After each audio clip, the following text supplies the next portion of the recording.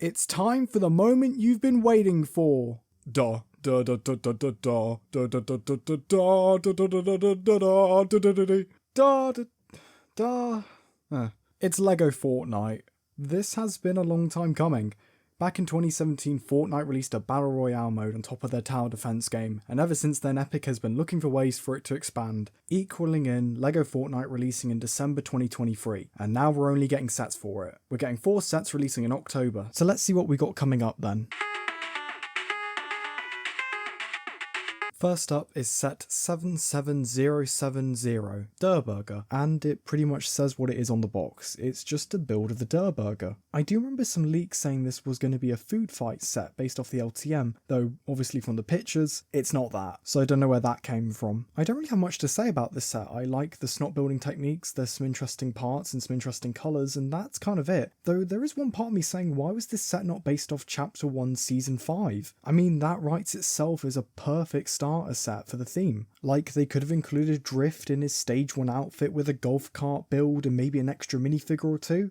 Like, that is a perfect starter set in my eyes. I don't know how they would have done the graffiti on the tongue, but still. I'm surprised they didn't at least consider including the Durrr Burger minifigure as a bonus. It feels a bit empty without a minifigure. It's a perfect little shelf piece, I guess, and that's kind of it. Overall, my thoughts are it's a neat little set. I think some people will get a kick out of it, though I wouldn't be surprised if some people passed on it.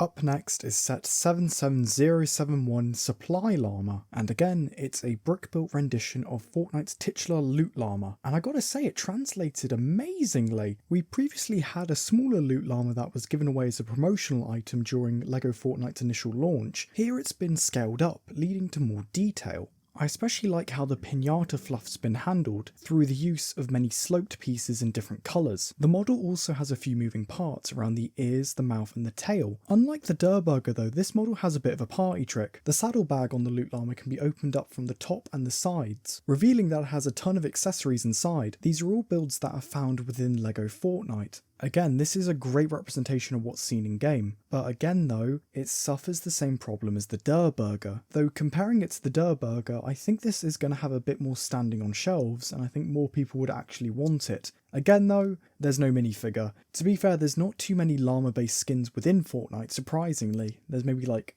3, possibly. But even a goofier skin could have fit quite well with this as an exclusive figure. As much as I can point out the shortcomings with it, that's pretty small compared to the actual set, where it's a really good build. Also, I really like that it opens up too, and all the little accessories are a nice touch as well. Our next one here is a little bit of a strange one, set 77072 Peelybone. When the set name for this thing got leaked, I was very much intrigued about how LEGO would handle this. It's such a strange skin choice to choose as well. You think regular Peely would be good enough, but I think LEGO wanted a bit more of a challenge, and with that challenge, they absolutely smashed it. The whole thing with Peelybone is that he is split down the middle like a diagram drawing, and LEGO has captured that perfectly through the use of many different pieces to represent his bones, and even his brain.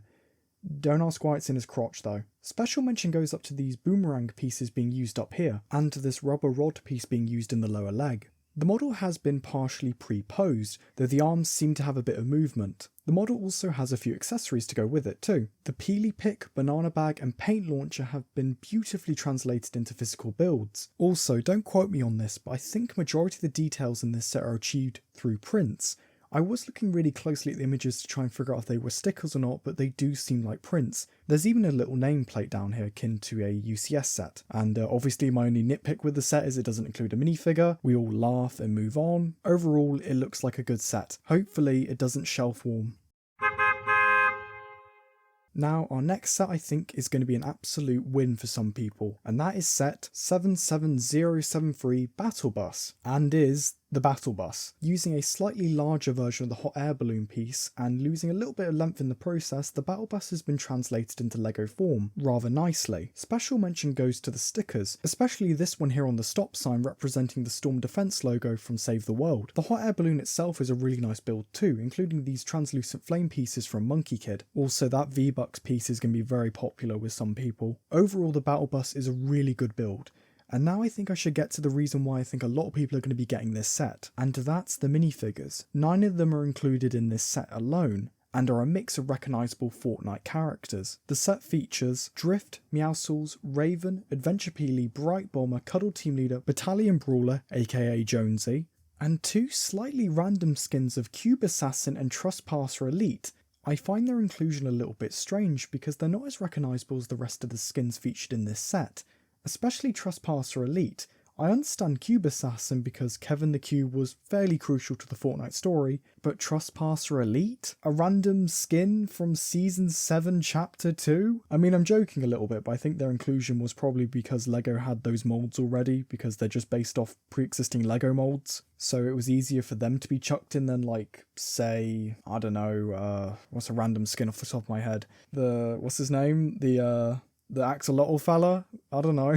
I just find their inclusion a little bit strange, but reasonable. Considering that LEGO probably had to make quite a few new molds just for this set alone, it's a fair trade-off. And to those new molds, Drift has a mask and hood combo, Meowscles has a new headpiece, Raven has a new hood piece, Peely has a new body piece entirely, and Cuddle Team Leader has a new headpiece as well. I think some people will complain that Bright Bomber doesn't have a new hairpiece with her glasses moulded onto it, but them including them as a face print is a fair compromise. There are a few details were excluded when translating the digital minifigures into physical form, mostly just arm and leg printing, but I can live without that to be honest. Also, before we move on, Drift also has a hairpiece that's included alongside his mask and hood piece. And where are you going to put all these minifigures? Well, inside the battle bus. There is plenty of room for all of them to sit down fairly comfortably, besides Meowscles because he has that tail piece. Overall, I think this is a really good set and I think it's going to go over really well with people. As much as I pointed out all their shortcomings, I still think these sets are really good, and possibly some of LEGO's best work. I hope LEGO Fortnite lasts a year or two at least,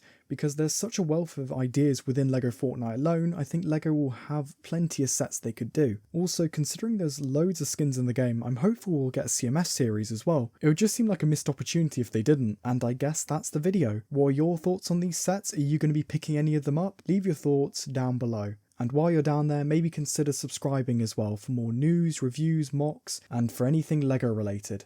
I'm Under the Brick saying goodbye and see you next time.